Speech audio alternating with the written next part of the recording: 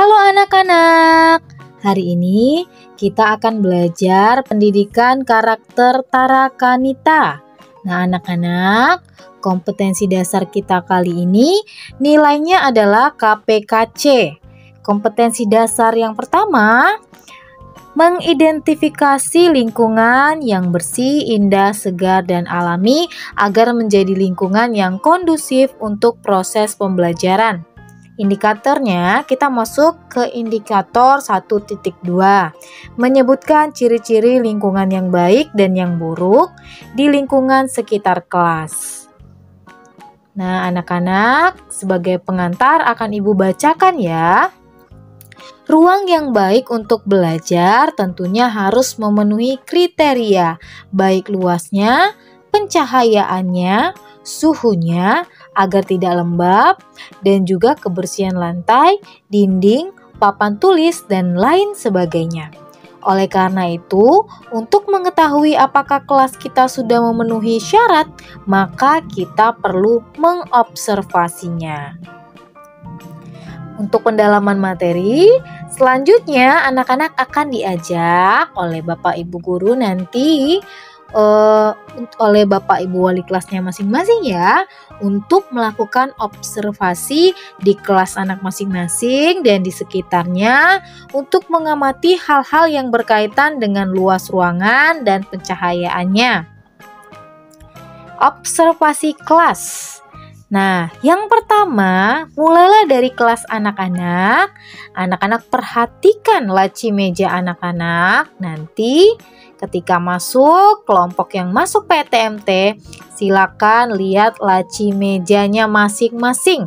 Apakah sudah bebas dari sampah? Nah, coba anak-anak perhatikan.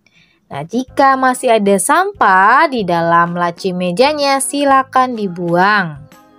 Lalu yang kedua, perhatikan pencahayaan dan suhu di dalam kelasmu. Apakah pencahayaannya cukup? Bagaimana suhu ruangannya? Kira-kira apakah terasa panas? Apakah kipasnya berfungsi? Apakah cahayanya di dalam kelas sudah cukup? Nah, coba anak-anak catat hasil observasinya ya. Lalu, apakah kelasmu terlihat menarik?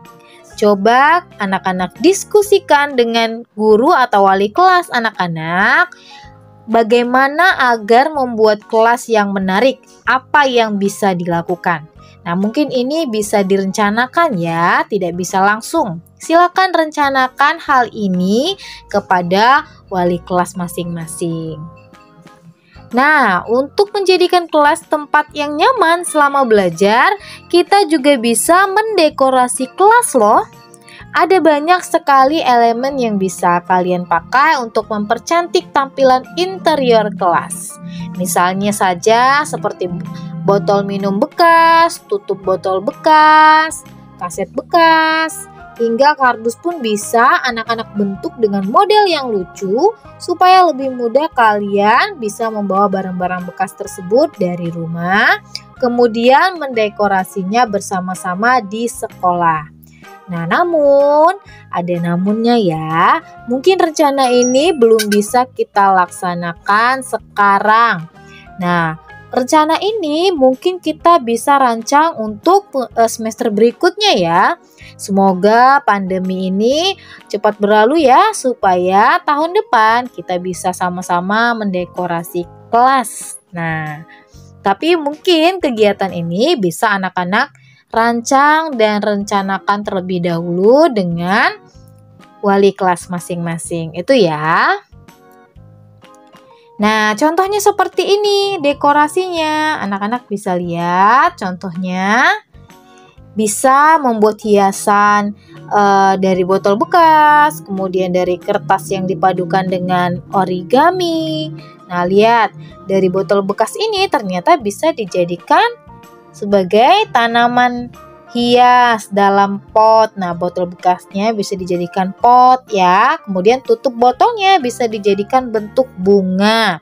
Lalu hiasan dindingnya bisa dibuat dari kertas bekas ataupun koran bekas, kardus bekas.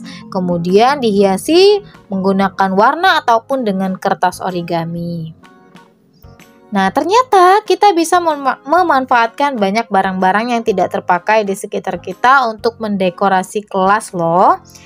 Nah, pada beberapa hari lalu, anak-anak juga sudah belajar kan membuat boneka tangan dari barang bekas. Apakah boneka tangan itu sudah anak-anak kumpulkan? Jika belum, masih ada yang belum membuat, segeralah buat karena boneka tangan itu akan Bapak Ibu guru nilai akan dimasukkan ke nilai rapot anak-anak loh. Nah, kemudian boneka tangan itu silakan dikumpulkan pada Bapak Ibu gurunya masing-masing. Nah, mungkin boneka tangan ini bisa dijadikan hiasan di dalam kelas. Bisa kita pamerkan, kita tunjukkan. Ya, itu adalah hasil karya anak-anak.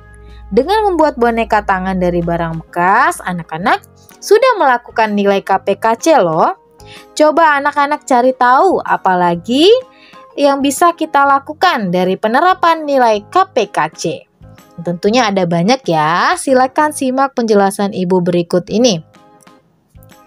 Nah, KPKC ini merupakan suatu gerakan untuk mengatasi persoalan seperti kekerasan antar sesama manusia, ketidakpuasan terhadap pengadilan, kerusakan alam, bencana alam akibat ulah manusia, perubahan iklim yang radikal, dan lain sebagainya. Contohnya, ada 8 contoh, anak-anak bisa baca. Membiasakan diri membersihkan dan membuang sampah pada tempatnya, memilah sampah kering dan basah, mendaur ulang sampah, ikut aktif dalam gerakan penghijauan, menanam dan merawat tanaman secara teratur, menjaga kebersihan kelas, membela teman yang menderita karena ketidakadilan, penghematan listrik dan air, dan lain-lainnya. Nah, ada banyak ya contoh-contohnya ya. Nah, anak-anak, setelah anak-anak menyimak video pembelajaran hari ini, silakan anak-anak kerjakan penugasan yang sudah dikirimkan oleh Bapak Ibu guru di WA atau di Classroom ya. Terima kasih anak-anak sudah mengikuti pembelajaran hari ini. Tetap semangat, Tuhan memberkati.